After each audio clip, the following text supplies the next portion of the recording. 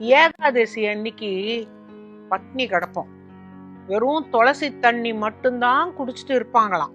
ஒரு நாள் பூரா பட்னி கிடந்துட்டு துவாதசி அன்னைக்கு காலையில சுண்டைக்காய் குழம்பு, அப்புறம் நெல்லிக்காய், இந்த அகத்திக்கீரை பொரியல் அவசியம் செய்யணுமா அவங்களுக்கு.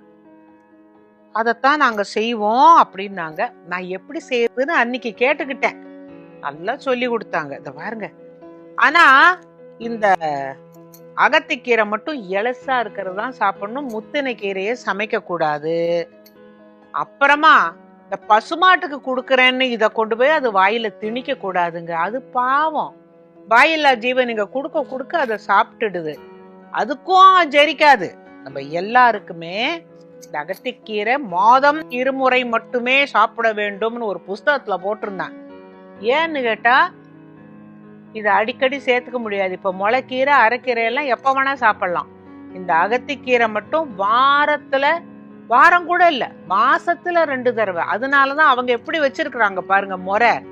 ஏகாதசி பூரா பட்னி கடை, துவாதசி அன்னைக்கு காலையில இதை சாப்பிடு.